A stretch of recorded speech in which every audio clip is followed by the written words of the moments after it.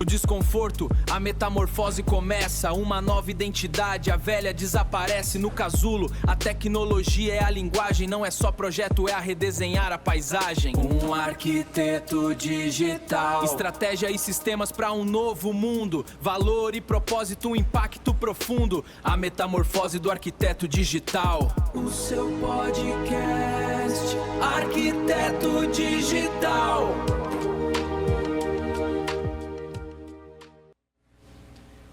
E aí, pessoal, sejam bem-vindos a mais um episódio do podcast Arquiteto Digital, agora com essa vinheta maravilhosa que eu tenho certeza que vai ficar na cabeça de vocês, porque já ficou na minha.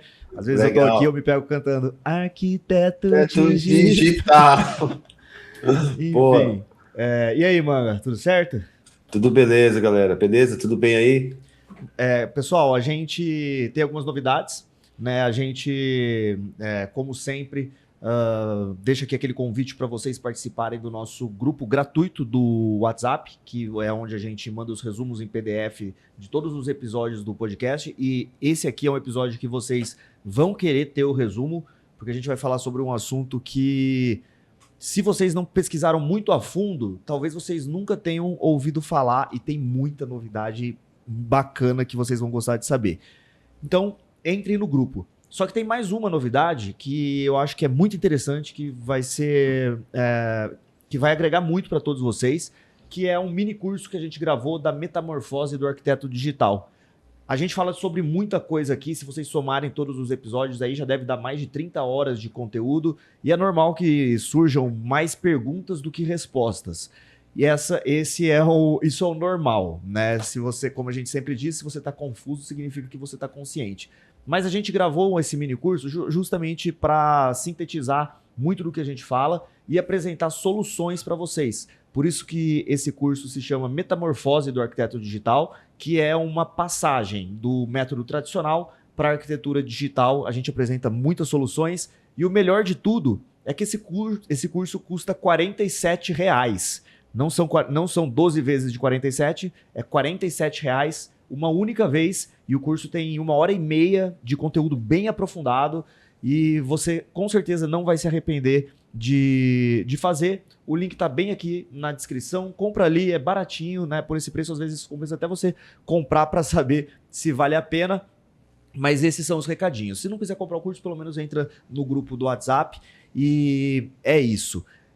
Manga, nesse episódio a gente vai falar sobre como tudo que a gente está falando aqui é percebido pelas pessoas, como as pessoas gostam do que a gente está falando aqui, só que muitas vezes elas não sabem tudo que está por trás do que elas gostam. É aquele negócio, você vê o resultado, você se encanta com ele, só que você não sabe como aquilo tudo é feito. Nesse episódio aqui a gente vai falar sobre um dos mestres da arquitetura digital, mesmo antes de existir essa palavra, que é o Gaudí. O tema está em alta, porque foi colocada a cruz no topo da torre mais alta da Basílica da Sagrada Família em Barcelona, e as pessoas podem não saber, mas aquilo ali, além de ser um santuário religioso, é um santuário da arquitetura paramétrica, né? Acho que dá pra gente puxar muita coisa de arquitetura digital desse projeto.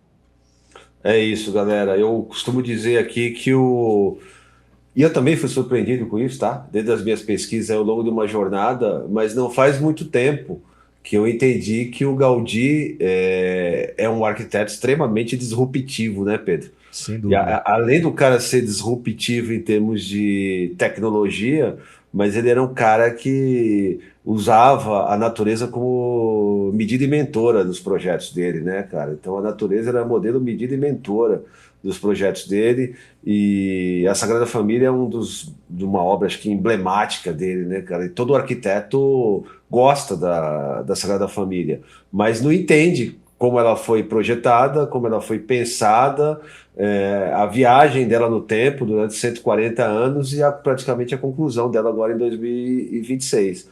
Então, nosso foco aqui qual é? Mostrar para vocês que esses temas que a gente traz aqui, que é fabricação digital, impressão 3D, como o Pedro falou, arquitetura digital, softwares disruptivos, como tudo isso está embarcado dentro da Sagrada Família, né? E tudo isso permitiu que ela fosse concluída agora porque, se eu não me engano, havia uma previsão que ela pudesse ficar pronta em 2040, tá? Alguns anos atrás, quando eu estive por lá. E, de repente, em 2026 ela está pronta. Então, o que que houve, cara? Houve uma aceleração, um processo de convergências de tecnologias, cara, que conectou várias tecnologias e permitiu que a obra fosse acelerada. Então, a gente está vendo aí a coroação, né, da torre lá, como você acabou de falar, a gente vai se aprofundar nisso aí. Agora, por quê? Porque a tecnologia permitiu, cara. Né? Então, a tecnologia, o que a gente gosta de falar aqui, ela é uma alavanca, não é uma fraqueza, né? Então, o tema hoje aqui é o arquiteto disruptivo, que é o Gaudí, né? E conectado a isso, o que a gente precisa capturar é o quê? A nossa obsolescência, cara, que é o que a gente fala. É o arquiteto no modelo obsoleto de desenho de projetos, cara, sem conectar tecnologias. Então, vamos lá, vamos mostrar para a galera aí, Pedro. Ô, Manga, antes da gente se aprofundar, Ah, a gente usa muito a palavra disruptivo. sim, eu gosto. Explica para o pessoal o que é um arquiteto disruptivo na visão do arquiteto digital. O arquiteto disruptivo, ele é aquele, cara, que ele embarca tecnologias que são capazes de mudar o padrão de como aquilo era feito antes. Então a gente pensa aqui, vamos pensar numa obra tradicional, feita de concreto, formas, né? Num modelo convencional. De repente vem alguém, cara, e consegue transformar o que era feito de forma muito manual numa coisa extremamente automatizada e tecnológica. Então o que ele fez? Ele, de um minuto para o outro, ele mudou, né? Ele quebrou a linha do que era conhecido e trouxe uma coisa completamente nova. Então, isso faz com que... O que é disruptivo? Disruptivo é aquilo que funciona e é capaz de escalar. Não adianta uma tecnologia ser disruptiva, mudar alguma coisa, mas não resolver um problema real, né? Então, quando a tecnologia consegue resolver um problema real, ela consegue escalar, ela muda o status quo. E o que é o status quo? É o estado das coisas como a gente conhece. Então, eleva a gente para um outro nível. E é legal falar disso, porque muitas vezes, quando a gente começa a ser mais experimental e tentar coisas diferentes, a gente é visto como simplesmente o errado ou aquele que não está fazendo... que está sendo julgado simplesmente porque está fazendo algo diferente, né? Então, é interessante falar para o pessoal também que sempre quando você aparecer com algo que é novo, é muito normal lidar com desdém de quem ainda não entendeu do que você está falando, ou até com o desinteresse, né? Porque as pessoas estão muito acostumadas com algo. Quando você chega apresentando algo que tira eles da zona de conforto e mostra um desconhecido, aquilo ativa um gatilho de proteção em quem está ouvindo e não um gatilho de necessariamente curiosidade. Aquilo que você não entende, você, dependendo do seu perfil, você tende a repelir, não aproximar. Que é uma visão totalmente contrária do que é ser um arquiteto, né? Sem dúvida, sem dúvida. Completamente o contrário, né, de ser arquiteto. Então, talvez você tenha sido colocado numa caixinha aí, não foi nem por sua escolha, mas foi a forma como você foi treinado, né? Sim. Então, aí é que está o grande X da questão, é disso que a gente está falando aqui, né? É. E aí tem mais uma coisa, Pedro, legal, eu tava conversando hoje mesmo, estava conversando com um arquiteto lá de Moçambique, da África, eu falei com você, né? E aí ele até me mandou uma mensagem e falou assim, pô, você gosta muito de falar que a arquitetura não é mais arte, né? Eu falei, não é isso. Eu não estou dizendo que a arquitetura não é arte. A arquitetura é arte, técnica é necessária, mas não é só isso. Hoje, né, como a gente acabou de falar, convergências de tecnologia expande as áreas de atuação do arquiteto e leva ele a fazer outras coisas, é fazer uma arte de outra forma. É a mesma coisa que você pensar o seguinte, é como está lá no discurso da Bauhaus, lá de 1919, né, o artesanato, elevar o nível do artesanato, né? Então, é trazer a artesania para uma artesania digital. Né? Não é eliminar a artesania. Inclusive, eu gosto de falar que tem uma coisa que chama Tech Craft Design, que é o quê? O tech da tecnologia, o craft do manual, do manuseio da artesania. Quando você combina essas coisas, cara, você volta para a origem. Sem dúvida. Que é uma coisa que o Gaudí fala, né? Tem uma frase boa dele aí que a gente já falou também, mas depois a gente enrola ela aí. E eu acho legal também a gente aproveitar esse começo de podcast para... através do exemplo que a gente vai trazer hoje, mostrar para as pessoas que você ser um arquiteto digital ou ser disruptivo, né? não necessariamente tem essa relação direta com o software que você está utilizando. O exemplo que a gente vai trazer hoje, do Gaudí, é muito ilustrativo, porque ele é um arquiteto que hoje é considerado como um dos criadores de um dos primeiros sistemas paramétricos, e ele fez isso usando correntes e pesos de chumbo. Ele não usou software, ele não usou o digital que a gente conhece hoje. Então, quando a gente está falando aqui de ser um arquiteto digital, no final das contas, o mais importante não é a ferramenta que você vai estar utilizando, mas sim como você consegue usar a lógica para criar projetos diferentes. O software que você vai usar vem num segundo momento. Primeiro você escolhe o problema que você quer resolver. Isso muda tudo. Parece simples, na realidade até, mas é um pensamento que a gente no piloto automático não faz uma reflexão sobre isso. Tem uma frase que você fala bastante, você vai poder acreditar ela melhor do que eu, que é a gente molda as tecnologias e a tecnologia nos molda, né, Manga?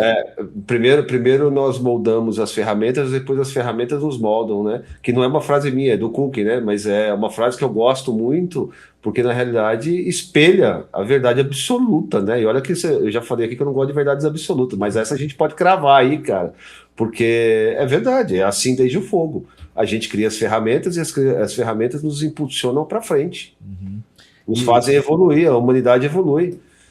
E você percebe que no mercado que a gente conhece, é como se assim existisse um escopo de ferramentas, a pessoa vai lá e só usa elas. Por quê? Porque é o que todo mundo usa. E aí, consequência disso, a ferramenta te molda sem que você tenha moldado a ferramenta. Então aí você acaba fazendo o que todo mundo faz. É isso aí. E a gente trouxe aqui, galera, alguns slides, né, para mostrar para vocês. É uma aula, hein, galera? Isso aqui é uma aula de história da arquitetura, é uma aula de tecnologia e inovação, traz fabricação digital, traz atualização para vocês. Eu acho que isso aqui vocês vão curtir bastante aqui. E só para, antes da gente compartilhar a tela, se você estiver só ouvindo isso aqui no Spotify, você tem o vídeo também no próprio Spotify, então dá para você assistir, tá? Mesmo que você esteja consumindo só por áudio. Mesmo que seja no segundo momento. E se você estiver vendo pelo YouTube, não esquece aí de deixar o seu joinha, se inscrever no canal, aquela coisa toda, porque ajuda muito. Manga, você preparou... Põe aí no seu multivídeo do carro aí que você vai poder ver e ouvir, mas cuidado para não bater, hein? Atenção ao volante. Eu acho que tem que hackear a multimídia para conseguir fazer isso, pô. Então cuidado. Então, sempre sejam conscientes, galera. É isso aí. Aqui o Manga, na verdade, preparou esse slide que retrata muito bem isso, né, Manga? Você quer falar um pouquinho? Quero, mas antes eu queria que você contasse aí que a gente agora, não sei se todo mundo vai poder observar aí, mas a gente tem uma marca diferente aí nesse slide. Quem é mais atento já se ligou que a gente tá com a logo nova, né? Tá estreando hoje. Hoje é o 15º programa, então tá estreando um logotipo novo aí, né, Pedro? Que é o Projeto do Arquiteto Digital. Isso. Agora a gente evolui do Arquiteto Digital para o Projeto Arquiteto Digital, que é justamente onde a gente concentra todo esse conteúdo. E fica o convite, galera. A gente acabou de criar o perfil, nem postamos direito ainda, mas se vocês quiserem seguir a gente lá no Instagram, Projeto Arquiteto Digital, tá? A página é nova, mas a gente vai abastecer com muito conteúdo, e o legal é que lá, esse conteúdo que é extremamente nichado, pelo menos por enquanto, porque o nosso objetivo é que ele seja mainstream, a gente vai... Lá vocês vão ter um lugar para falar de tudo isso, e vai ser ali o nosso cantinho, onde a gente vai estar sempre falando dos assuntos que a gente gosta, e vocês, como estão aqui, eu tenho certeza que curtem também, vai ser muito interessante também ter um lugar para ver esse tipo de conteúdo, porque a gente sabe que normalmente o conteúdo focado em arquitetura, ele é muito sobre o resultado final, e não necessariamente sobre o processo. Todo mundo gosta de ver depois que está pronto.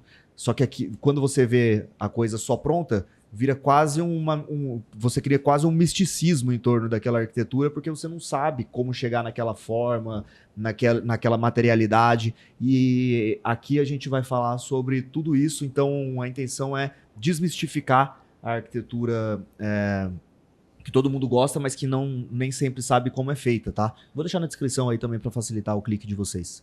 Legal, deixa aí. Bom, dando os recados, estreando a nova marca, no 15º episódio, a gente chega no arquiteto disruptivo, que é o Anthony Gaudí, galera. E aí esse cara é fera demais, cara.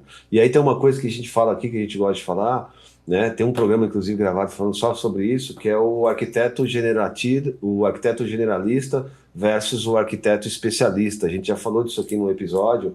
E o Gaudí, para mim, é um arquiteto generalista, cara. É um raiz, assim, um dos primeiros, né? Se não o primeiro. Porque ele traz aqui, né, cara, projetos de mobiliário. Então, ele era um cara que ele entendia de marcenaria, era um ceramista, entendia de cerâmica, entendia na época não se dizia, não era serralheria, mas falava, ele dominava a arte do ferro, né? Era um ferreiro. E tudo isso trazia com ele uma grande mensagem, que era a mensagem que a gente conhece hoje como biomimética, né? Que é mimetizar, né, elementos da natureza, trazendo para a arquitetura, né? Então, o Gaudí extrai aí a biomimética, ele traz isso nas obras dele, é uma referência muito grande, trazer os elementos da natureza, né? E hoje a gente usa no design, por exemplo, o que a gente chama de biodesign, né? Aplicando biomimética total. Eu acho que é uma disciplina, é uma área da arquitetura e do design que, nessa nossa vida contemporânea, pouquíssimas pessoas falam sobre isso. A gente tem gente falando sobre isso no mercado do design, porque está construindo peças que refletem elementos da natureza, então está mimetizando isso. E isso é muito conectado, galera, com a arquitetura digital, com a fabricação digital, né? E, pô, Pedro, eu queria que você lesse aí, cara, umas frases do Gaudí para curar isso que a gente está falando, que eu sou, cara, eu sou fã do cara, eu não consigo, daqui eu não vou conseguir ler, porque fica mais fácil para você daí. Tá. Só pegando o gancho de algo que você falou, da questão da biomimética, isso aqui, essa imagem central, é aquele sistema de pesos e correntes, né, que fazia o Gaudí chegar nos arcos que seriam autossustentáveis, né? Com essas correntes ele chegava na forma perfeita, e quando ele espelhava, ele tinha um arco que era autoestruturável. E hoje, quando você fala de biomimética, eu acho interessante porque muitas pessoas podem se perguntar como que eu aplico uma biomimética real no meu projeto. Porque hoje talvez esse termo seja bem banalizado e as pessoas acham que é você pintar a parede de verde, colocar um quadro com uma samambaia, ou esse tipo de coisa, você está fazendo biomimética. E quando a gente olha para o trabalho do Gaudí, a gente percebe que o que permitia a criatividade dele era justamente um sistema de projetos diferente. Essa coisa das correntes é o tipo de tecnologia que fazia com que ele conseguisse atingir essa forma mais fluida. E hoje, quando a gente se pega preso nesses sistemas de projeto muito convencionais, né, isso impede que a gente atinja todo o potencial da nossa criatividade. Respondendo até o que você conversou com o nosso espectador lá de Moçambique, que questionou você sobre a arquitetura não ser mais arte, né? Quando você tem as ferramentas certas para exercer sua criatividade, na verdade, você talvez se torne um artista até melhor. Eu acho que não dá para olhar para isso aqui e falar que não é arte porque ele não partiu de um desenho à mão, né, mano?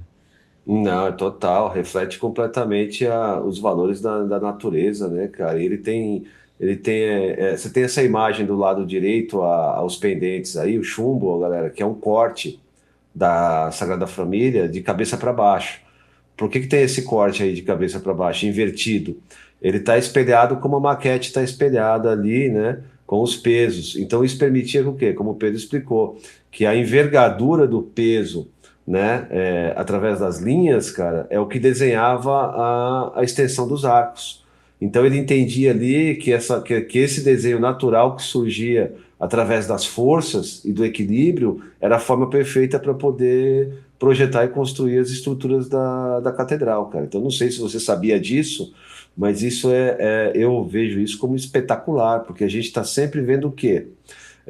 Como todo mundo aqui foi treinado na escola de arquitetura que reflete os valores do modernismo, que é uma coisa totalmente racional, aqui a gente olha que o quê? Ao invés do modernismo, que o projeto começa pela forma, cara, aqui e você está sempre aprendendo lá que a forma segue a função, aqui na realidade o Gaudí ele prova lá em 1800 e alguma coisa, acho que 1843, né, tá em cima a data, 52. Não, aí 83. 83, né, até 2026. Então ele prova com isso que a forma é resultado de parâmetros. E aí vocês vão entender aqui hoje nesse programa o que a gente fala sobre design generativo ou design paramétrico, que é a partir de parâmetros. Vocês vão entender que isso nasce aqui com o Gaudí, o pensamento paramétrico nasce com ele aqui, cara. Então, e ele era um cara generalista, então você olha aqui, o que ele tem? Pô, ele tem projetos de imobiliário, que também refletem os valores da natureza. Você quer que eu leia a frase? Você tinha falado para eu ler, eu acabei... Traz pra galera essas frases, cara, que eu acho uma potência, cara. O arquiteto do futuro se baseará na imitação da natureza, porque é a forma mais racional, duradoura e econômica de todos os métodos. Isso é forte. Cara, essa é a frase dele, agora tem a minha. Eu não estou querendo ser pretensioso, tá? Mas eu estou querendo dizer só o seguinte, né? A natureza é modelo, medida e mentora, cara. Quando você observa eu escrevi essa frase quando eu estava trabalhando no projeto da mesa raiz, que a gente já trouxe aqui no programa, né? Então eu trouxe essa frase junto lá com ela, que é realmente quando a natureza guia o projeto, né? E softwares paramétricos permitem que a gente faça isso. Tem mais aí, Pedro, põe aí, fala aí, ó. Tem mais umas 2 frases aí no canto direito ali, ó. A originalidade consiste em voltar à origem. Não, aí ele finalizou o jogo, né? aí ele acabou com o game, cara. Com essa frase ele acabou com o game, e aqui né, por embaixo ele diz que tudo sai do grande livro da natureza. Então, é impressionante. Então, galera, o tema hoje aqui do programa, não sei se você já tinha refletido sobre os valores do Gaudí, porque a gente olha para o Gaudí impressionado com as formas, né, e com a criatividade com que ele desenvolveu todos esses projetos. Desde a arte, cerâmica, imobiliário e arquitetura, né? Mas não sei se você tinha olhado isso na raiz, né? O que ele estava querendo dizer, qual é a mensagem que o Gaudí deixou, né? Eu acho que é por aí. Esse sistema das correntes é muito interessante, é mais interessante do que parece, na minha opinião, porque um desavisado olha para isso aqui e acha que é um monte de saquinho pendurado, né? É isso. O que interessa nesse sistema é a forma que as correntes estão tomando. E por que isso aqui é considerado um sistema paramétrico, pessoal? Porque aqui você tem basicamente um parâmetro, que é a gravidade atuando. E um segundo parâmetro, né, a gente poderia considerar, seriam os fixadores. Conforme ele mudava o lugar desses fixadores, o arco tinha um comportamento diferente. Mais pra frente, né, Manga, o Frei Otto chamou isso aqui de form finding, que é a forma encontrada. Exato. Mas Exato. O Gaudí já estava fazendo isso aqui. Então, conforme ele mudava um parâmetro, que era a distância entre esses fixadores, o resultado era diferente. Quando você para pensar só no resultado, parece algo simples, né? Você muda a correntinha ali de lugar, ela vai ficar mais comprida, mais curta. Mas quando você aplica isso tudo num projeto todo, o resultado que você tem é a Sagrada Família. Pois é, cara. Aí você tem essa imagem aí embaixo, que é a maquete de gesso dele. Porque o que aconteceu? A gente vai falar até um pouco mais na frente sobre isso, mas quando teve a Revolução Espanhola, os caras invadiram a catedral e quebraram, rasgaram os desenhos, subiram com várias coisas que faziam parte do processo criativo dele, histórico do desenvolvimento da catedral, né? Mas sobrou uma maquete de gesso lá, danificada, os caras conseguiram reconstruir, e foi ela que permitiu que a gente chegasse agora em 2026. Então, quando você olha esse teaser aqui, esse slide lá em cima, tá dizendo lá o ano de início, né, da catedral, e tá 2026, porque ela está sendo concluída agora. Uhum. E ela teve a última... uma das últimas partes exteriores fixadas agora em fevereiro de 2026, né? É isso aí. Puta, Pedro, conta aí a história disso aí, porque isso aí é fantástico. Conta aí. Cara, basicamente eles estão... Isso aqui pra mim é uma das coisas mais legais desse projeto, mano. Pra mim também, cara. Dá vontade de chorar, velho. Porque, É verdade, cara. porque a gente consegue ver que o projeto ele foi iniciado em 1883 com uma tecnologia e ele está sendo finalizado com tecnologia em 2026. Então, Com o mesmo pensamento. seguindo a mesma lógica de quem começou a ideia, né? Então, se o Gaudí usava o sistema paramétrico ali usando correntes e a gravidade, hoje em dia o design paramétrico, sistemas generativos e os parâmetros como um todo permitem que o projeto seja finalizado seguindo a mesma lógica que o Gaudí usou desde o começo nessa arquitetura. Então, além de tudo, vem um respeito muito grande com tudo que foi criado. E eles colocaram esse crucifixo no topo da torre mais alta, que é a Torre de Jesus. E, se não me engano, ela agora é a catedral mais alta do mundo, né? 174 metros, se não me engano. E essa cruz, ela tem 17 metros de altura. Eu vi que cada um dos braços dela tem mais de 12 toneladas, mano. E ela vai ser circulável, né? Então ela vai funcionar como um mirante ali no ponto mais alto da cidade de Barcelona. Imagina como que vai ficar Barcelona agora, cara. Cara, ó, eu tive o prazer de ter estado 2 vezes. Não consegui entrar nenhuma das 2 vezes nela porque estava em momentos de obra que não podia ter acesso, cara, para poder fazer visitação. Mas eu vou contar uma coisa para você. Você que não foi lá ainda e você chegar lá de metrô, e praticamente todo mundo chega lá de metrô, né? A estação de metrô, cara, fica na cara dela. Só que você chega na estação meio que de costas, assim, né? Porque você tá olhando para o outro lado. Quando você vira, cara, você dá de cara com ela, aquela coisa magnífica, gigantesca na tua frente, cara. É uma coisa realmente sensacional de ver, pessoal. Como o Pedro falou, aí dá vontade de chorar.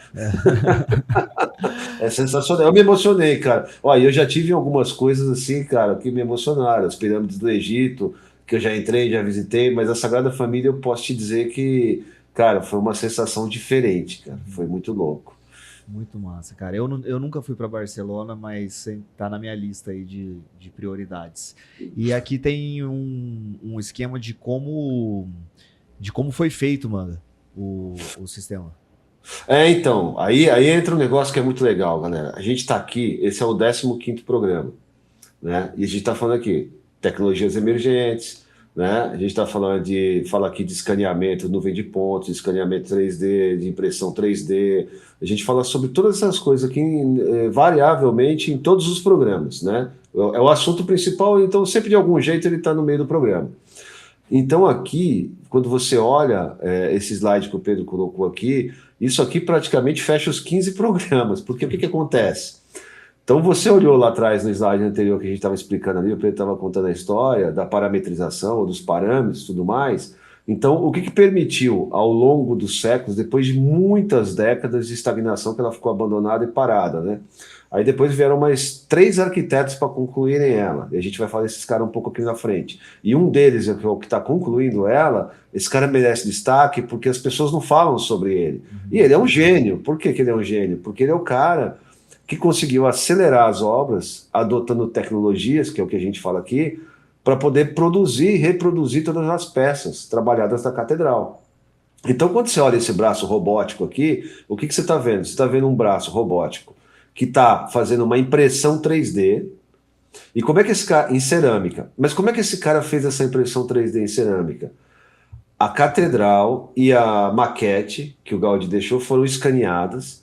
Esse modelo escaneado, ele foi convertido para um software de modelagem, e esse software de modelagem ajustou e esculpiu essas medidas, proporções e tudo mais conforme o real, porque você escaneia, você reflete a escala real do que você está escaneando, e esse cara modelou as peças e imprimiu em cerâmica. Depois de imprimir em cerâmica, ele passou e começou a colocar o quê? Qual é o revestimento que ia por cima dessas cerâmicas, né? Que é um ponto principal do Gaudí, a gente também vai falar isso aqui na frente. Depois isso vai para um forno.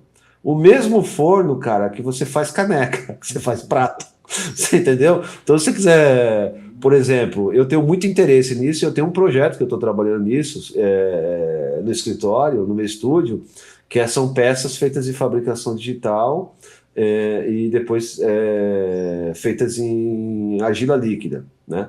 Então, o que você faz? Você constrói um modelo digital, imprime esse modelo digital, cria uma forma de gesso ou de resina desse modelo, e depois essa forma que ficou oca, que refletiu o modelo, espelhou o modelo, aí dentro você vai fazer uma coisa que é de argila, ou você vai fazer de resina, aí depende do projeto que for. Mas é tão simples que é o que o artesão faz hoje com o vaso, cara. Então, esse arquiteto, trouxe essas tecnologias para a Sagrada Família, e é por isso que ele acelerou esse processo de construção e térmico nela, né? Então, quando você olha esse slide, grava bem ele, eu vou chamar ele até de teases. Teases é quando a gente tem um slide que reflete profundamente qual é a ideia. Então, a ideia do arquiteto digital, cara, é você conseguir desenvolver produtos através de tecnologias emergentes, cara, que você possa realmente ser o fabricante final daquilo que você desenvolveu, né? Você conseguiu construir aquele produto usando tecnologia. E esse cara conseguiu trazer uma coisa que tinha sido pensada há 140 anos atrás, né? Então, isso aqui é o verdadeiro Connect the Dots, cara. Não tem nada mais Connect the Dots do que isso que a gente pode falar para vocês, cara. É total conexão de ponto, né, Pedro? Muito, cara. E Total. aqui a gente vê aplicado, a gente já teve um episódio que a gente fez até dedicado a essas coisas, falando sobre o Escaneamento 3D. Escaneamento 3D. Você que está no grupo lá do Arquiteto Digital, tem um post lá, tem um vídeo de escaneamento 3D que tá colocado lá. Basicamente, gente, vocês não precisam mais ficar fazendo levantamento e esticando trena se você tiver o equipamento correto. Você vai pegar um iPad conectado a um aplicativo e você vai passear pelo seu projeto. A câmera consegue escanear todo ele e gerar um arquivo SKP, RVT, Revit, ArchiCAD. A extensão é você que vai escolher, e você vai ter uma precisão milimétrica porque você fez isso com um scanner 3D. Esse é o tipo de tecnologia que já existe e tem muitos arquitetos que usam ela, né? É importante que você, caso trabalhe com projetos arquitetônicos, se coloque nessa posição, entenda como funciona essa tecnologia, e a gente, vendo exemplos como o da Sagrada Família, a gente percebe que o topo da arquitetura, né, do que a gente pode chamar de tecnologia na arquitetura, usa essas tecnologias também. Eu uso isso há 4 anos, eu não faço mais levantamento métrico, já falei sobre isso aqui, eu só faço escaneamento 3D com conversão para os arquivos que são necessários para poder iniciar o projeto. E, cara, você que está assistindo a gente aqui e está lá no grupo Arquiteto Digital, isso aqui é para você entender a potência da informação que você está recebendo lá, tá? Que você está tendo acesso, porque isso aqui é tecnologia de ponta, cara, e isso aqui resolve muitos problemas, muitos problemas. Eu posso dar um exemplo contemporâneo disso aqui? Pode. Obviamente que esse aqui é um exemplo contemporâneo, mas um exemplo de uma arquitetura bem contemporânea é o Studio Wrap. A gente já falou deles aqui também. Boa. Mas esse pessoal aqui fabrica essas peças de cerâmica no próprio estúdio deles, e é sempre com uma lógica diferente e personalizada para cada projeto. As peças de cerâmica não se repetem e elas formam fachadas diferentes que podem ou não ter um desenho personalizado. O projeto mais famoso deles é a Ceramic House, né? E eles precisavam respeitar um padrão urbano de fachada, só que eles fizeram isso usando esses revestimentos aqui, que é sensacional, né? Que são todos diferentes uns dos outros. E aqui a gente vê, né, que é a mesma tecnologia que a gente estava mostrando para o pessoal quando a gente estava mostrando ali a Sagrada Família. Eles só customizaram o robô aí com a marca, mas é um braço robótico, cara. E esses caras, eles estão lá, eles são holandeses, eles estão lá em Amsterdã e E o padrão urbano que você acabou de citar é aquele padrão urbano que a gente conhece das casas, das construções que são feitas na Holanda, né? Uhum. Então, tudo muito bem preservado, coisa e tal, né? Então, os caras criaram essa tecnologia porque também a Holanda, pessoal, é o berço da impressão 3D. A primeira máquina de impressão 3D foi criada por um holandês, né? Ela ficou com a patente durante 30 anos, com esse cara, e quando caiu a patente, que foi há 10 anos atrás, 10, 12 anos atrás, foi aí que a impressão 3D começou a tomar o mundo, porque caiu a patente, todo mundo que sabia um pouco sobre eletrônica, sobre engenharia, começou a construir impressoras 3D. E aí, fazendo um merchan para ele, esse cara tá vivo ainda e ele é o dono da Ultimaker, que é tida como a melhor máquina de impressão 3D do mundo ainda. Olha que legal, cara. É sensacional, cara. Tem um projeto, cara, que é um túnel, que é tipo uma Esse aqui, ó. passagem, cara. Puta, esse daí, cara. Esse aí, essa passagem, cara. Olha isso, velho. Aí agora eu quero chamar você aqui, entendeu? Para dar um close nisso aqui, ó, tá? Pô, cara, você está usando o catálogo, né, das indústrias tradicionais, né? Aí você está falando sobre arquitetura de luxo. Aí você vai lá num catálogo que é o mesmo catálogo que todo mundo usa, escolhe a mesma peça que todo mundo escolhe e faz um projeto de alto luxo, de alto padrão, dizendo que o projeto é customizado e ele é exclusivo. Exclusivo onde? Fala para mim, exclusivo onde? Não é exclusivo, velho. Você está especificando, você está replicando o padrão. Exclusividade é isso aqui, cara. Isso aqui é ser exclusivo, velho. Isso aqui é criar alguma coisa única, real para um projeto, né? E aí você pode ter uma discussão de estilo, de falar, cara, mas isso não cabe para o Brasil. Claro, isso a gente está falando de uma realidade, de um padrão urbano que está lá na Europa, que está em Amsterdã. Cara, mas você pode usar a biomimética para você refletir valores naturais da região que você está no Brasil para criar peças. Não é, Pedro? Essa produção, né, ainda fica restrita para quem tem um braço robótico desse e tudo mais, mas o simples fato de entender essas tecnologias permite sim que você personalize seus projetos e faça parceria com quem tem as ferramentas para desenvolver esse tipo de produto. Porque, gente, se vocês sabem, você vai revestir uma fachada aí com castelato, sei lá, agora já citei, né? Mas enfim, independente da marca. Pô, eu veio na ponta da língua para falar, não falei. Não, independente da marca, pessoal. Eu gosto dos revestimentos da Castelato. Tá, eu também. Beleza. Mas o que eu tô querendo dizer é, vocês sabem que não é barato, né? Quando você tá revestindo uma parede inteira, você vai gastar uma grana. Aqui, você vai gastar uma grana e produzir algo só seu, personalizado, de verdade. A gente viu aqui os exemplos dos cachepôs. E aí, se vocês quiserem ir para fabricação digital, mas não falar de revestimento, que é o tema aqui, falando da Sagrada Família, você pode falar de uma CNC, por exemplo, corte a laser. Você vai estar fabricando coisas personalizadas de verdade, arquivos que saíram do seu computador direto para a fabricação. Você vai ter a possibilidade de fazer uma customização em massa e você vai estar com uma tecnologia que não vai... A gente não está falando de algo de outro mundo, né? Uma marcenaria padrão aí, hoje tem uma máquina router que vai permitir você fazer esses cortes. Agora eu vou trazer uma coisa para vocês aqui, ó, fixa bem essa imagem enquanto eu estou falando aqui, ó, ao anterior, Pedro. Eu vou trazer uma coisa aqui para vocês. O Pedro falou aí do braço robótico, você está limitado ao braço robótico.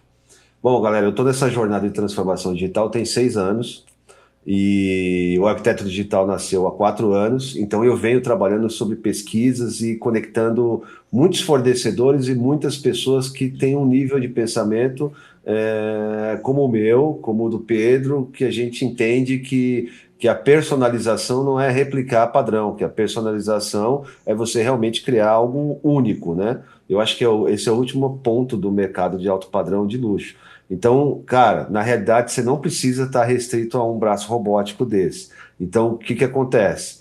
Se eu te contar que você consegue comprar uma máquina de poucos R$1.000, que eu não vou falar o quanto é aqui, mas é mais barato do que um smartphone, e você consegue usar uma máquina dessa para poder fazer impressão em cerâmica, e você conseguir criar um ateliê e você fazer isso, cara, com pouquíssimo dinheiro, talvez você não acredite, mas vou pedir pro Pedro, e eu estou comprando uma máquina dessa, ela está sendo desenhada especial num tamanho para fazer o que é necessário, ela não está pronta ainda, mas eu quero mostrar para vocês o que o cara faz e o quanto barato isso é. Você consegue jogar uma outra página na tela aí, Pedro? Que eu quero mostrar para a galera de onde vem essa máquina. Vai, fala aí que eu coloco aqui. Dura Printer 3D. Dura Printer 3D. Já apareceu aqui. Joga esse cara na tela. Pera aí. Tá lá, manda. Desce aí, joga uma máquina dele, olha. Ó. Você tá vendo isso aí? É isso aí, velho. É isso aí. Pronto. Agora fecha que eu já dei informação demais. E se você olha para a impressão 3D, às vezes você olha... Porque às vezes o arquiteto, né, na soberba de só fazer os projetos caminháveis, olha para isso aqui e fala, pô, tá bom, vai. É um vídeo satisfatório, like.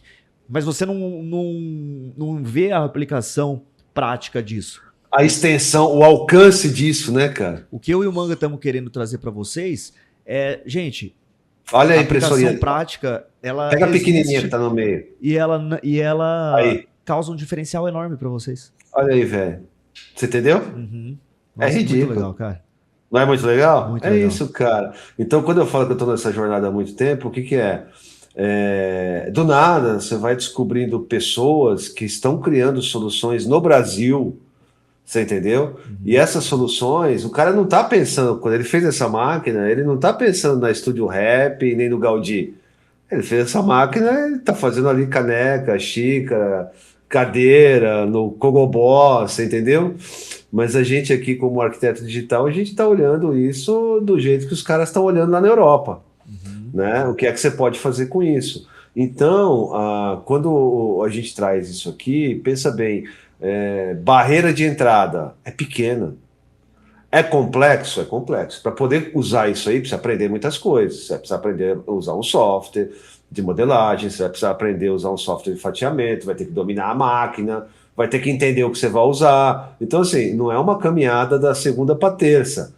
Mas o que eu quero dizer é que já existe, já é acessível e já dá para fazer. Mano, não é uma caminhada da segunda para terça. Só que uma coisa que eu tenho percebido cada vez mais conforme eu desenvolvo meus sistemas aqui, é que por mais que você gaste um tempo maior em determinados projetos, os próximos... você vai gastando cada vez menos porque os seus sistemas vão deixando lastro para os próximos projetos. Perfeito. Então você imagina o tempo que a galera ali do Studio Rap não levou para desenvolver um primeiro sistema de fachada com base em volume de imagem. Fatiar tudo, fazer funcionar. Agora, velho, provavelmente eles trocam o input e o resultado já tá ali. Já era. Entendeu? Sim. Então, o sistema, o motor de projeto, que é como a gente está chamando os nossos algoritmos, ele, uma vez aprendido, ele é replicável. Ele não é um projeto que vai morrer na sua gaveta lá e você vai apagar quando precisar fazer um limpa no servidor. Né? Então, eu acho que é um jeito muito inteligente de você investir o seu tempo. É mais ou menos a lógica de você fazer um curso presencial versus você fazer um curso online. Quando você faz um curso presencial, você passa a mesma aula 500 vezes. Quando você passa um curso online, você grava uma vez e vende 500 vezes. É a mesma lógica aplicada à arquitetura, sem querer fazer parecer muito mais simples do que é, obviamente, porque existe uma curva de aprendizado, só que a palavrinha escala, ela aparece pela primeira vez na arquitetura.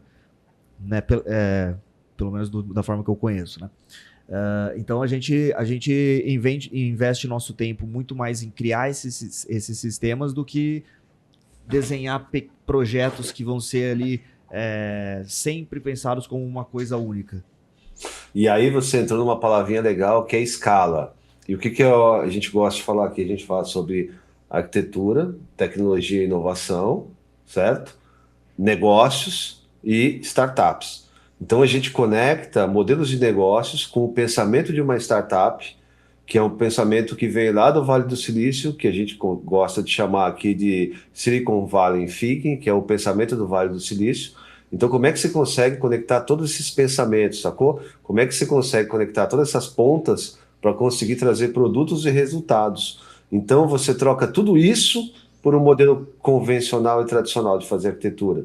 Então, é por isso que mais de 200 mil arquitetos estão no Oceano Vermelho, estão tentando pescar o mesmo peixe, no mesmo lugar, e é por isso que o mercado está não em crise, mas ele está em um modelo mental obsoleto. Porque projeto tem, cliente tem, a arquitetura está aí, a nossa construção está rodando, está acontecendo.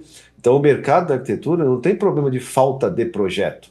O que acontece é que tem um número grande de profissionais no mercado e todo mundo olhando para o mesmo peixe. Está todo mundo disputando o mesmo peixe. Você entendeu? E a gente falou isso, se eu não me engano, no programa número 1. Né? Acho que foi um dos temas que a gente trouxe, foi no programa 01 aqui do podcast, foi sobre isso aí. Então, quando a gente olha todas essas coisas, cara, isso é expansão de área de atuação. Né? E não se apegue, gente, a estilo, não se apegue a modelo, entenda a solução. Com a solução disso aí, você consegue resolver outros problemas. A forma, gente, aí a forma... Você é um arquiteto, você foi treinado para ser criativo. Então a forma é tua, é você que vai desenvolver o algoritmo que vai gerar uma forma e você vai ter uma grande variação de formas e vai entender qual ali te deixou mais feliz, mais contente e vai eleger ela, né? Se vier que você não queira que o software também possa eleger ela por você. A gente já falou sobre isso também. Sim. E quando a gente está falando de arquitetura, a criatividade é associada a você parar, pensar, desenhar e tudo mais. E aí a gente começa a falar de tecnologia, as pessoas acham que isso tudo sai da equação. Só que não sai. A grande questão, a grande questão que precisa ser entendida é que o desenho não reflete seu pensamento. Você acha que sim, mas o desenho não reflete. O desenho não é a forma mais eficiente de ser criativo. Porque quando você tem o seu pensamento, ele funciona com base em conexões, ele funciona com base em referências, ele busca coisas, vai formando conexões e cria impressões.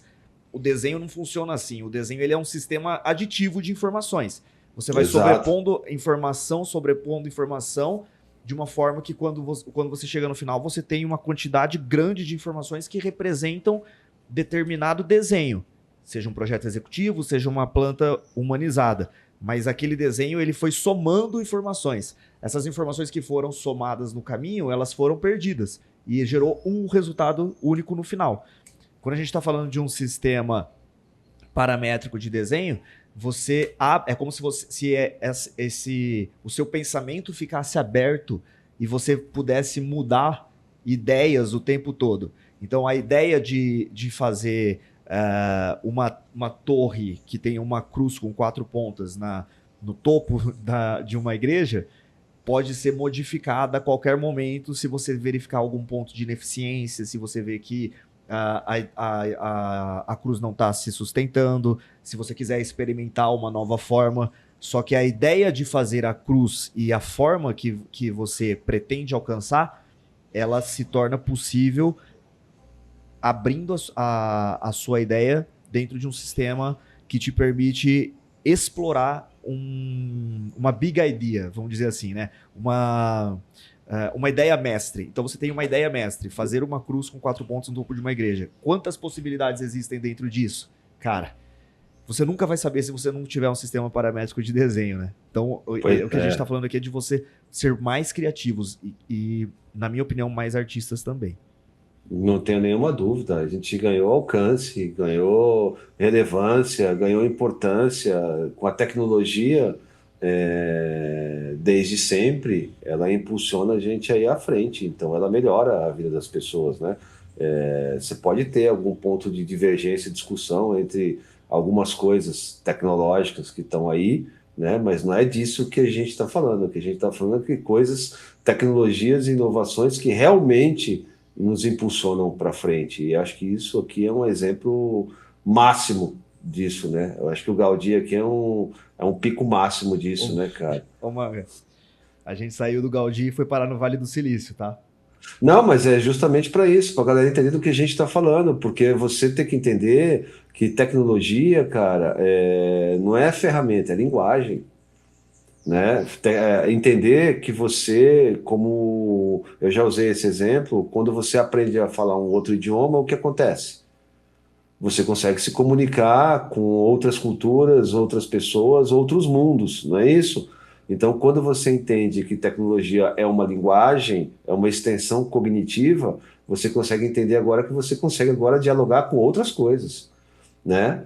Com outros mundos que você não conhece. Então, se você está se sentindo na obsolescência, e acho que a maioria dos arquitetos está assim, porque fazem a mesma coisa do mesmo jeito desde sempre, só talvez um pouco melhor, repetindo o passado no futuro, porque aprendeu a usar um software novo, mas continua fazendo um projeto velho, né? Então, é aí que está o ponto, né? De que a gente tem que deixar aqui a mensagem que quando a gente fala em tecnologias de emergência, a gente não está falando de melhoria. A gente não está falando de você ser um arquiteto que agora usa um software novo e só. A gente está falando que você agora tem uma mentalidade, né, mais ampla, capaz de conectar outros pontos, de entender que os caras lá no Vale do Silício pensam em resolver problemas, né? E através dessa metodologia de resolução de problemas, e uma delas é o design thinking, você consegue criar produtos, criar coisas. E aí você conecta isso à tecnologia, cara, você vira uma outra pessoa. E aí entra aquela frase que eu gosto, que é um livro, o paladar não retrocede, velho. É difícil, mas o paladar não volta atrás. Você aprendeu a comer o que é bom, você não vai voltar lá e comer o que não é mais legal. Não adianta, cara, infelizmente não. É muito louco, porque quando você traz isso para dentro da arquitetura convencional, é como se você desbloqueasse uma nova skill, né? Tipo, Total. você tá aqui, você é arquiteto, você saiu da faculdade, desbloqueou essa skill. Vamos gamificar a arquitetura aqui. Porra, você trouxe um negócio bem legal. Vai. Você desbloqueou a skill da arquitetura, agora você tá apto para fazer projetos. E depois que você se forma, você não desbloqueia mais nenhuma skill, velho. Você vai e pega aquela e vai fazendo só o projeto arquitetônico. E quando você olha para o seu projeto, você vai colocando coisas de fora nele. Então você pega o revestimento de outro, você pega a marcenaria desenhada por alguém, o móvel desenhado por outra pessoa, o objeto que foi em cima que vai como adorno de outra, a poltrona de outra. Você não cria nada disso, né? Quando a gente olha para arquitetos do passado, a gente vê uma coisa muito mais completa. Então o arquiteto desenhava a casa, desenhava os móveis, ou colocava os móveis... Frank Lloyd, pô. Ele colocava os móveis desenhados e tudo mais. Até o puxador. O poder de atuação era muito maior. Então a gente foi perdendo essas skills ao longo do caminho. Eu acredito que seja um pouco porque a gente hoje em dia faz arquitetura de software. Eu já falei disso aqui. A gente vai até onde a nossa ferramenta permite. A nossa ferramenta normalmente é limitada. Então, a tecnologia é a linguagem que te liberta, né, mano? Como diz a vinheta. Total, é isso aí, cara. É um assunto que eu tô mergulhado nisso há alguns anos e eu não sou um entusiasta, eu sou um praticante. Eu tiro disso um exercício de ambidestria, de ampliação de áreas para o meu escritório. A raiz nasceu aí. Quando eu fiz 20 anos de escritório, eu entendi, e aí, o que eu vou fazer nos próximos 10 anos? A mesma coisa? Né? Os mesmos projetos, os mesmos clientes, quero dizer, os mesmos não a mesma figura, mas eu digo a mesma forma, o mesmo jeito de fazer, deve ter coisa nova para fazer, né?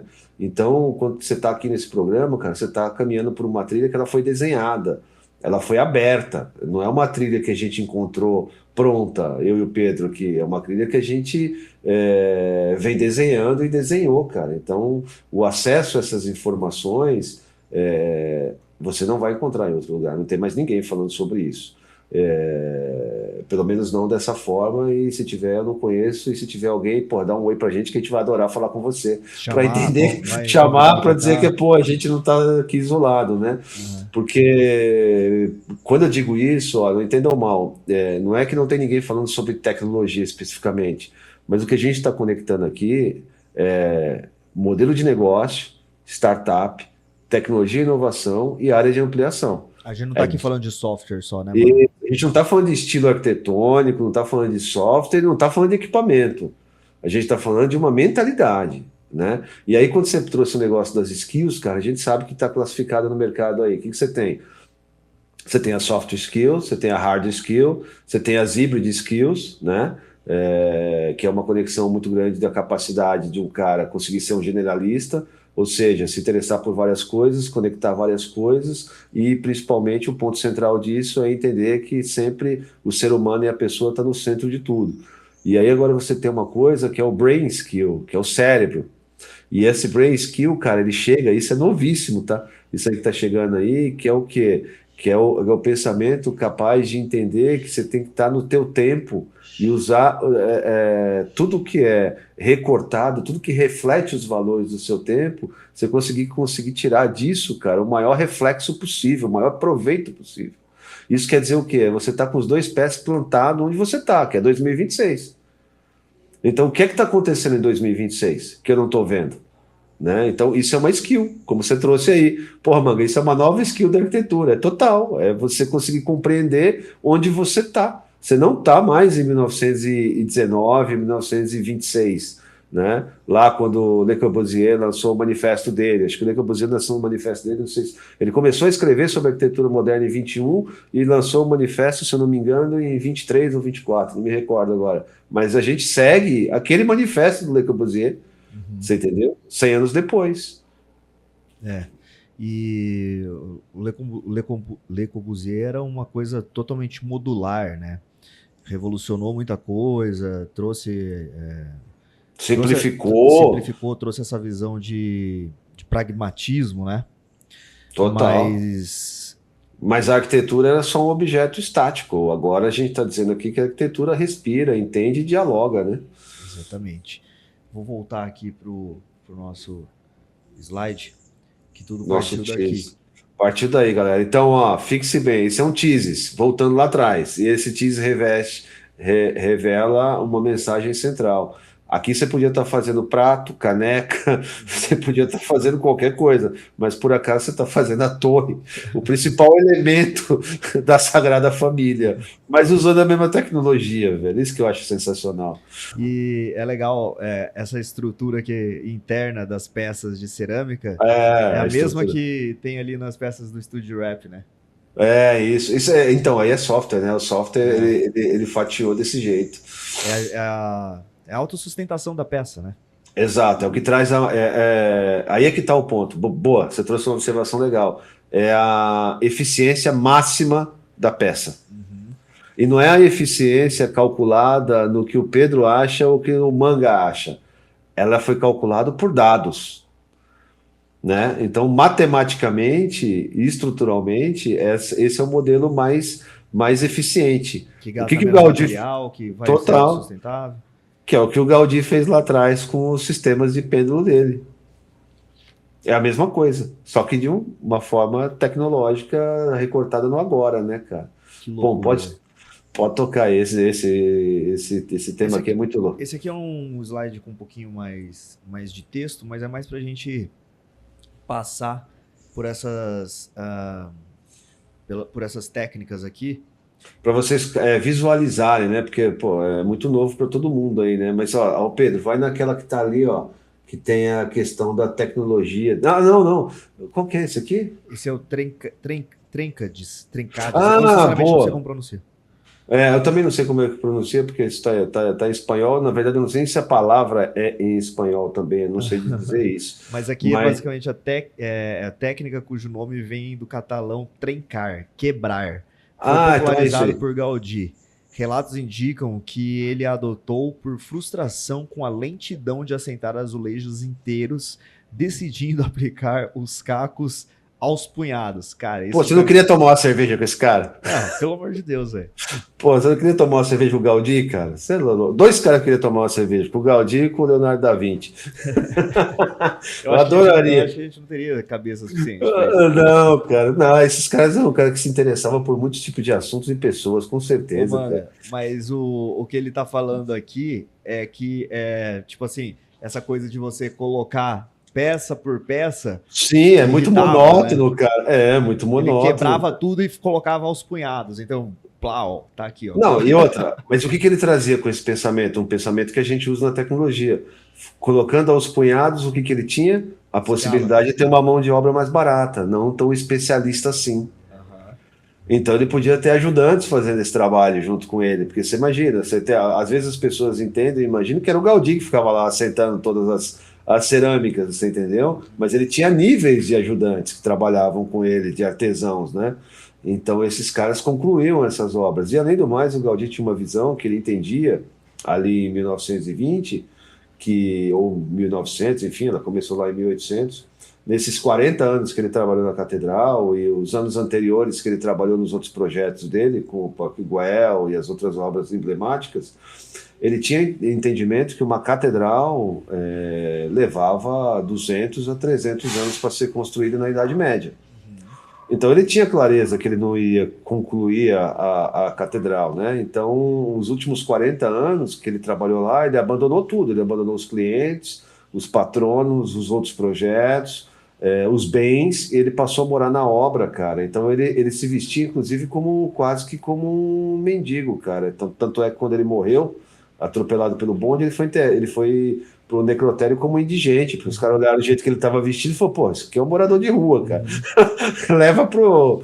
Tem que enterrar, quase que enterraram como indigente, cara. Uma freira que levava comida para ele, cara, se eu não me engano a história, descobriu, sentiu a falta dele, cara, começou a procurar nos hospitais, não achava, achou ele lá morto, lá, não, pelo amor de Deus, esse é o Aldi, cara, não pode enterrar ele como indigente. É muito louco isso, cara. Cara, que loucura. Então, esse slide, só para concluir, o que ele traz aqui, só para vocês entenderem? Ele traz os desenhos que o Gaudí deixou, alguns deles, para concluir a catedral, e ele traz aqui essa curiosidade sobre os caquinhos de cerâmica, né? Que é uma coisa que ele resolveu problemas com isso, ele resolveu o tempo, ganhou agilidade, né? Otimizou a mão de obra, né? Para poder fazer isso, não tão especializado assim, né? O cara estava sempre resolvendo um problema. E com isso ele criou um estilo único. Um estilo único, foi isso aí. E a influência na natureza, que é algo que a gente também falou ali para trás. No início, total. A natureza é a chave da obra dele, né? Uhum. Ó, essa daí é a maquete, cara. Toca aí. Ó, tem essa parte da tecnologia embaixo. A reconstrução da Basílica, o término da construção, na verdade. A continuidade, né? A continuidade. Na verdade, eu falei a reconstrução porque eu confundi os projetos. Daí, um projeto legal pra gente trazer também é Notre Dame, que pegou fogo e teve... Total, porque cara. Ali foi um nível de tecnologia absurdo também colocado, né? Porra, vamos trazer isso. E lá entra uma coisa que é muito legal. A primeira imersão que eu fiz no óculos de realidade virtual foi visitar a obra da Notre Dame. Então, quando você entra no óculos de realidade estendida, você tem alguns aplicativos, alguns vídeos que você entra lá. Pô, então eu também já visitei algumas vezes lá Notre Dame, então eu comecei a caminhar pelas obras da Notre Dame, porque também ela foi possível ser reconstruída por conta do escaneamento 3D. Sim. Mas tudo bem, vamos ficar aqui na Sagrada Família. Uma igreja de cada vez. Aqui está dizendo, né, que a tecnologia construção, devido à destruição dos documentos originais durante a Guerra Civil Espanhola, o uso de novas tecnologias, incluindo o escaneamento 3D, foi crucial para recriar e concluir a visão complexa do Gaudí. Enfim, cara, é aquilo que a gente está falando, é tecnologia aplicada do começo lá em 1882 até o final em 2026. Importante falar, né, mano, que essa finalização que a gente está falando em 2026 é a finalização externa. Ainda tem algumas coisas para serem concluídas na parte interna ali da catedral, mas vamos dizer que o skyline de Barcelona vai mudar com a saída daqueles guindastes lá, né? Vai, completamente. É lindo, cara, porque Barcelona é uma cidade, assim como Paris, que ela tem um plano onde praticamente os edifícios têm a mesma altura, né? Uhum. Nas quadras e tudo mais. E quando você olha a Sagrada Família, é aquele monstro no meio da cidade, né? Então você vê ela de vários lugares. Depois você tem o Monte Juic, que é o lugar que tem um castelo bastante antigo que você visita lá, que é muito legal. Eu tenho uma história bastante curiosa dele, que eu passei dele lá, mas eu não vou contar aqui, não, eu posso até contar no final. Aí, mas você sabe que tem uma história interessante do próprio Gaudí com o monte, que a igreja tem 172 metros de altura e essa altura é um pouco mais baixa do que a altura do principal monte da cidade, porque ele acreditava que a obra do homem não poderia superar a obra de Deus. Então, isso eu não sabia. a altura da torre é calculada para que não seja maior do que a altura do monte. A principal obra da cidade continua sendo o monte. Pô, é Legal. bonito demais. É bonito demais, eu não sabia disso. Mas a minha história não é tão romântica assim, mas ela é interessante. Depois você me conta a sua história. É, bem interessante. Mas vamos lá, cara. Aí tem uma coisa que a gente queria trazer para vocês, que é o cara que ninguém fala, cara, que é o gênio que está concluindo a catedral. Então, o que acontece? Esse cara, o Jordi Faluel, né? Fauli. Jordi Fauli. Esse cara é um gênio, é um arquiteto formado lá em 1992, lá em Barcelona, depois fez doutorado, se eu não me engano, acho que em 2009. Mas depois do Gaudí, a catedral ficou muitas décadas abandonadas. E depois um arquiteto retomou, que eu não vou trazer o nome dele agora, não me recordo aqui, eu acho até que ele está em algum lugar, em algum slide aí, mas tudo bem. Aí depois retomou. Bonet. Isso, e aí o Jordi trabalhava com ele. E antes dele tinha mais um outro arquiteto. Então o que acontece? Eles foram morrendo ao longo do tempo, porque o processo era muito lento, porque não tinha tecnologia para implantar. Então o processo era muito lento de continuidade das obras da catedral, né? Então morreu um, acho que com 90 e cacetada anos, o último também acho que morreu com 97 anos, e o Jordi trabalhou com esses caras, né? Só que ele teve a sorte de pegar uma convergência de tecnologias. Então ele pegou um recorte do momento, e aí é onde a gente fala que a arquitetura sempre responde aos desafios tecnológicos do seu tempo. Isso é arquitetura. Esse cara soube capturar isso, recortou essas tecnologias, cara, e aplicou. Aí ele acelerou todo esse processo de conclusão da Sagrada Família, né?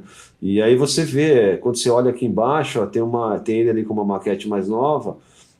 Dá para dar um zoom aí, Pedro, um scroll aí? Dá. Ó, cara, olha isso. Isso é fabricação digital, cara. Aqui dá para ver os encaixes, né? Os encaixes, é total. Só que isso reflete o quê? Então, o que ele fez? Ele escaneou a maquete de gesso que sobrou, numa escala pequena, talvez não tinha todo esse rigor de detalhe, né? Então, ele precisou trabalhar com modelagem. Ou seja, não é um cara que está só terminando a catedral. É um cara que está dando um novo sentido, mas está respeitando a visão do Gaudí. Então tem a visão dele como arquiteto, né, como uma extração do fractal da biomimética aplicada aí, que é o reflexo dos valores da natureza, e esse cara traz tecnologia de software, traz tecnologia de impressão 3D e consegue fazer isso, cara. É uma coisa impressionante, né? Não, cara, sem brincadeira, é muito fantástico tudo isso. É uma coisa impressionante, né, cara? Olha, tem um corte da torre, né? É importante dizer que a cruz do topo ela vai ser caminhável. Então vai ser possível chegar até o topo. Um dia eu vou subir essa escadinha, tá? Pô, tem que subir, cara. Não tem como ser o arquiteto que não tem que conhecer, cara. E outra, não é só isso, tá? Eu posso te dizer que o pôr do sol mais bonito que eu já vi até hoje, ó, que eu vi muitos pôr do sol, hein, Pedro? Pra caramba já. Mas foi na cobertura da La Pedreira, cara. Foi um pôr do sol, é um lugar fantástico, é lindo a La Pedreira também, você caminhar lá em cima. Então, cara, eu tem vi que um pôr conhecer do sol Barcelona. bonito em Florença. Também é bonito. Esse eu... vai colecionando, mas eu vou né, colecionando. cara? A gente vai Então, comparando com o tempo. Isso, o que você faz? Você vai fazendo um ranking. Uhum. Você vai fazendo um ranking de pôr do sol que você vai vendo pelo o ranking dos skylines das cidades ao pôr do sol. É isso, cara. É isso. Que, aliás, Florença tem um skyline que é lindo, né, cara? De lindo. É lindo, é maravilhoso. Ó, aí aqui, cara, tem outra coisa, além do que os espanhóis são, cara, é um povo muito gente boa lá para você visitar. Eu curti muito, me dei muito bem. A comida é muito boa, eu achei os caras muito parecidos com o brasileiro. A gente tem uma cultura aqui no Brasil muito conectado. Foi 2009 e 2013, duas ocasiões. Então, eu ouvi falar que a galera tava meio puta com um turista lá ultimamente. Deve estar no mundo inteiro, né, cara? Porque você pega lá agora o que está acontecendo na Itália. Pô, os caras fecharam a Fontana de Trevi, você tem que pagar para entrar, não pode chegar perto dela. As fontes foram fechadas, você não pode mais sentar para tomar um vinho nos degraus das fontes. Então, eu tenho visto que o patrimônio histórico mundial tem sido preservado, mas eu não sei bem se o jeito certo de preservar é impedir que as pessoas tenham um acesso, né, cara? Não sei. Sei lá. Que é frustrante, né, cara? Pô, você vai na Fontana de Trevi lá em Roma e você não consegue nem chegar perto dela mais. Para chegar pertinho você tem que pagar, né? Você passa ali por uma... Não, você entrava lá e sentava do lado dela lá e tá de boa. E as fontes também. Se você senta nas escadarias, a galera já vem tocando você. Então, eu sentei na escadaria lá da Praça Espanha em Roma, que inclusive é fenomenal também, mas rapidinho diziam que era a única escada que você podia sentar em Roma. Tiraram. Mas me tiraram de lá, cara. Sentei que é aquela escadaria longa lá, né? Sentei humildemente. Tá na frente de uma fonte. Isso, exatamente. E fui expulso. Pois é, então, cara. E eu tenho visto isso aí, né? Que o acesso tá complicado. Tá. Mas aqui vai estar bem concorrido agora, né? Talvez daqui a alguns anos a gente... Não, eu acho que vai ser concorrido sempre, velho. O resto da vida. Não, você é louco. Vai um dia tentar subir no Arco do Triunfo pra você ver o tamanho da fila. É verdade. A vida inteira. Acho que é concorrido cada vez mais, na verdade. Tem que ter paciência, leva tempo. Mas, mano, eu acho que assim, a gente cobriu todo o material aí que a gente preparou. Realmente, eu acho que, humildemente falando, eu acho que ficou um tributo muito, muito legal para essa obra, que eu e você, a gente é fã. Esse podcast vai ficar no ar aqui por muitos e muitos anos, então provavelmente vai virar material de pesquisa de algumas pessoas que quiserem saber de forma um pouquinho mais aprofundada sobre o assunto. Vale dizer que tudo que a gente falou aqui é fruto de pesquisa, a gente estuda muito arquitetura paramétrica, inclusive eu estou fazendo, o Manga já finalizou uma pós-graduação nesse sentido, em arquitetura digital e design paramétrico, então é um objeto de muito estudo da nossa parte, porque é uma referência que vem de muito distante, mas vocês podem usar tudo isso aqui para se aprofundar e tudo mais, né? Pesquisar cada ponto aqui do que foi falado, porque por mais que eu e o Manga a gente leve isso aqui num tom descontraído e de conversa, cara, é um material que para mim foi uma virada de chave, assim, quando você começa a ver como que esse pessoal que faz uma arquitetura diferente, que a gente adora ver, eles pensam de um jeito diferente também, né? E isso vai mudando o jeito que a gente faz a arquitetura. É legal o pessoal que está assistindo com a gente aqui pesquisar sobre o Frei Otto também, que usava um sistema muito parecido de form finding, que inclusive ele que cunhou esse termo. Mas se vocês se interessam por esse assunto, galera, se aprofundem nele. Isso vai realmente moldando o jeito que você faz a arquitetura. E isso que você trouxe é legal sobre arquitetura digital e sobre desenho e design paramétrico, porque a gente pesquisa, a gente estuda, como você falou, né? Agora tem esse tipo de conhecimento que vocês estão tendo aqui, que a gente está trazendo, por mais que eu tenha pesquisado e viajado e feito imersões em várias coisas, mas é um conhecimento que eu fui ter na pós-graduação em arquitetura digital e design paramétrico numa das melhores universidades de arquitetura do Brasil, né, cara, que é onde a gente está lá, que é a Belas Artes, a gente pode falar aqui, e há um acesso a um conhecimento. Por quê? Porque é um curso, cara, que traz arquitetura digital de uma forma onde você tem muitas disciplinas que conectam o assunto, né? Mas a gente traz aqui uma coisa que é uma outra visão, é uma visão disruptiva sobre a arquitetura digital. Mas o importante é que existe a raiz do conhecimento da história, é isso que a gente está trazendo aqui. Então, tudo isso que a gente mostrou para você sobre o Gaudí, eu tenho que te contar, cara. Meu, 25 anos de formado, eu não sabia. Eu não tinha entendimento da profundidade da obra do Gaudí e da profundidade do Gaudí com a ligação com a natureza, porque você vai visitar, você estuda, você entende, pô, mas esse cara trouxe isso aqui da natureza, por isso que isso é tudo orgânico, isso é muito louco, tal, mas mais ou menos o conhecimento fica por ali, né?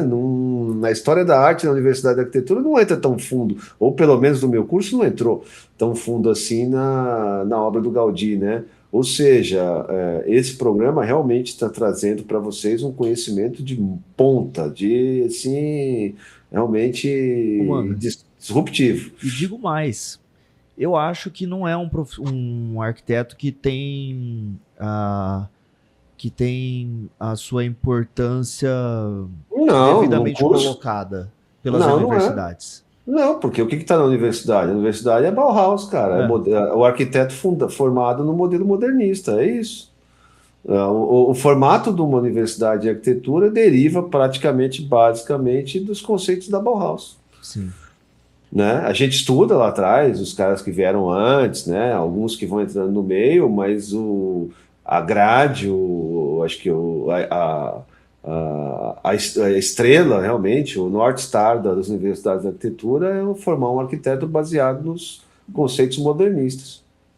A gente estuda sobre Le Corbusier, Frank É isso Lloyd, aí. mas a gente Que não. são gênios, né? Todo mundo tem seu valor, ninguém está tirando o valor de ninguém aqui, não. Não, mas Cada, claro, a mas gente é um não recorte da é um história. recorte. A gente não estuda o que Não, até certo. Você ouviu falar sobre o Frei Otto na sua faculdade? eu ouvi porque a gente teve um curso que teve um projeto de estrutura tensionada, mas foi uma coisa assim Pontual. pontual, passageira, não foi profunda. Por exemplo, lá não tinha os ensaios dele praticamente com o sabão.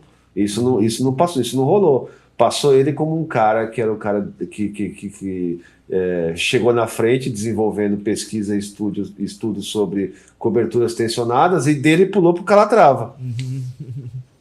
Então, eu vou mostrar pro pessoal aqui só para despertar a curiosidade, porque Entendeu? esse aqui é um paralelo que eu fiz, tá? Não posso provar que existe, mas esse aqui é o Estádio Olímpico de Munique, De né? Munique. E aí, aqui, a gente tem aí as telas tensionadas e tudo mais. Isso aqui, ele chegava nesse estúdio com com as telas com os estudos de superfícies em sabão, né? E recentemente, cara, tem o estádio aqui, que é acho que o nome dele é New Trafford. Deixa eu ver se escreve assim. Aqui. Esse aqui é um projeto do Norman Foster, que é o novo estádio do Manchester United. E assim, posso estar louco, mas eu vejo um paralelo. Não tá não, é total. É Frei Otto, Calatrava e agora Norman Foster, cara, é isso aí. Eu vejo esse paralelo, porque aqui você vê claramente a lona tensionada. Total. Sim, É uma por que ele iria? Aquela frase do Frei Otto, os arquitetos se interessam muito pouco por pesquisas e experimentações no campo da arquitetura. Por que o Norman Foster ia dispensar todo o conhecimento que veio lá atrás do Frei Otto? Que inclusive é base de software. Exatamente, né? É base de software. As pesquisas do Frei Otto criaram base de software, pô. Então o Norman Foster é muito apreciado, né? É um arquiteto que é o Star Architect. O cara é um dos escritórios lucrativos mais... um dos escritórios de arquitetura mais lucrativos do mundo, né? Posso contar uma coisa? Vai lá. Pô, eu tive o prazer de expor no mesmo pavilhão que ele. Eu sei dessa história. Muito massa, velho. Esse aqui é um vídeo da Sagrada Família, é um vídeo do próprio canal ali da Sagrada Família no YouTube.